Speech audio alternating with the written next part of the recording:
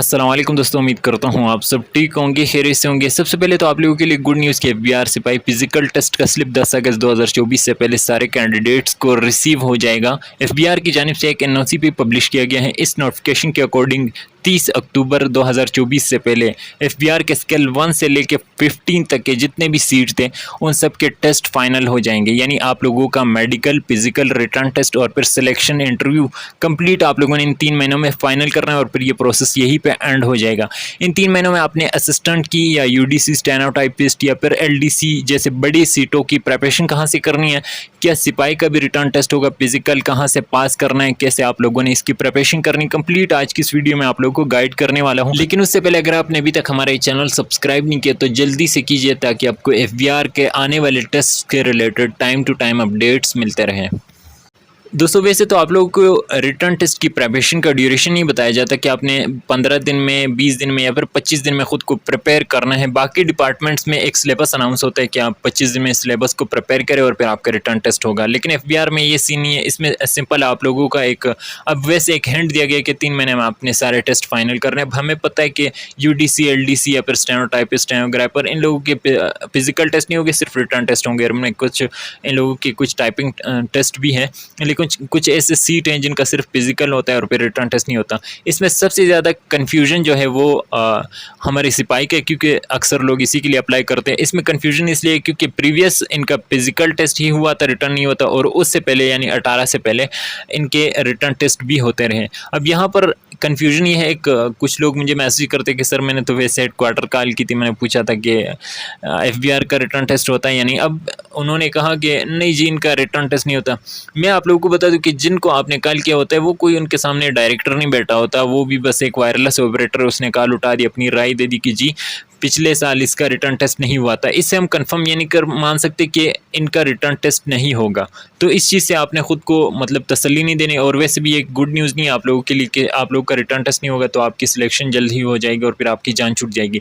इसमें मेरिट बनाना और टफ होगा, क्योंकि जिन लोगों का यानी अब सिर्फ हाइट की बिना पर ही सिलेक्शन होगी कि प्ला बंदे ने यानी उसकी हाइट इतनी ज़्यादा है 1 इंच और फ्ला की 1 इंच कम है, तो इस बिना पर फिर सिलेक्शन होगी। या प्ला बंदा रनिंग में सबसे पहले आया था तो उसकी सिलेक्शन होनी चाहिए।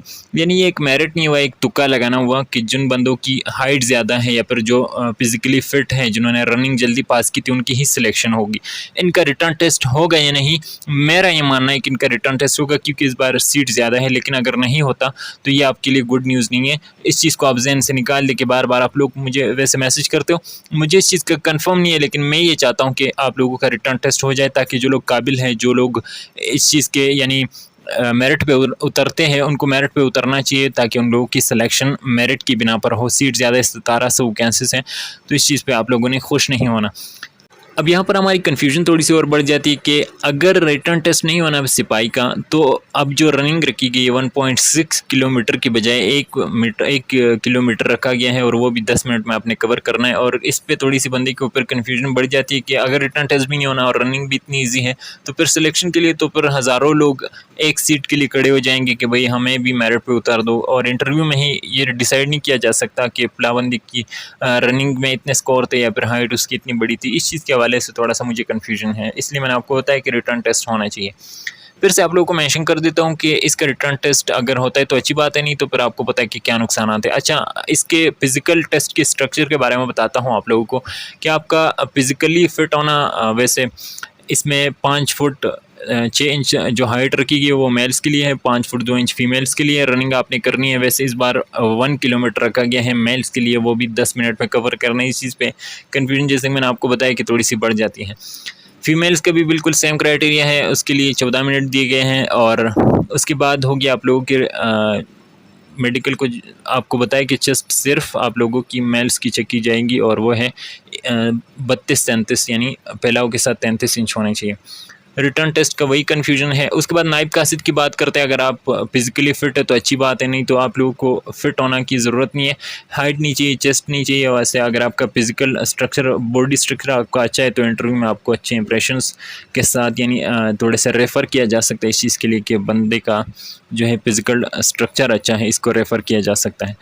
इसमें कोई फ़ाइनल मेडिकल होगा, लेकिन इसमें कोई ऐसे मार्क्स वगैरह नहीं मिलते। इंटरव्यू बस सिंपल होगा, ये बस एक तुक्का है। आपको पता है कि ये बात मुझे कहनी तो नहीं चाहिए, लेकिन एफबीआर में आप लोगों को पता है कि मेरिट इतना ज़्यादा नहीं होता।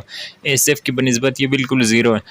और बाकी वायरलेस ऑपरेटर हैं, इसका भी बिल्कुल सेम क्राइटेरिया है। हमें पता है कि physical test UDC, LDC, stenotypist, stenographer, assistant वगैरह की इनके फ़िज़िकल टेस्ट नहीं होंगे, रिटर्न टेस्ट होंगे, लेकिन ये बहुत ज़्यादा टफ होंगे। इंग्लिश के पेपर हैं, एडवांस लेवल के एमसीक्यूज़ आएंगे और 90 मिनट्स दिए जाते हैं। 100 एमसीक्यूज़ हैं और 100 इसके मार्क्स। अक्सर लोग मुझसे क्वेश्चन करते हैं कि असिस्टेंट का पेपर किस तरह का होगा, उसका सिलेबस मुझसे शेयर कर दें। अब असिस्टेंट का हमें पता है कि इसका सिलेबस कभी भी किसी भी पोस्ट का अनाउंस नहीं होता। हम खुद से इसमें देखते हैं कि पिछले पेपर्स में कौन कौन से एमसीक्यूज़ कवर किए गए थे, उसके अकॉर्डिंग हम सिलेबस आपके साथ शेयर करते हैं। सिलेबस बिल्कुल वही सब्जेक्ट होता है, इसमें कोई ज़्यादा नहीं होते। इसमें जनरल साइंस नहीं होता या पर साइंस, एवरीडे साइंस, इस तरह की चीज़ें नहीं होती।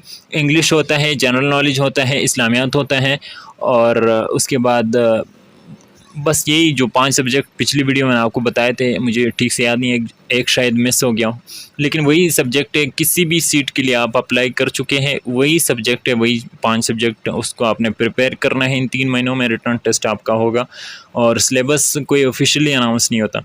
प्रिपरेशन आपने कहाँ से करनी है, उसके लिए हमने एक ग्रुप बनाया था, लेकिन काफ़ी कैंडिडेट्स उस पर एतराज़ कर रहे हैं। जिन्होंने ज्वाइन किया उनको मैं एमसीक्यूज़ शेयर करता हूँ, उनके साथ पीडीएफ भी शेयर किए हैं। और बाकी इसके अलावा अगर आपका कोई क्वेश्चन है कमेंट में ज़रूर पूछिएगा। Thank you so much. Channel को सब्सक्राइब कर दें। अल्लाह हाफ़िज़।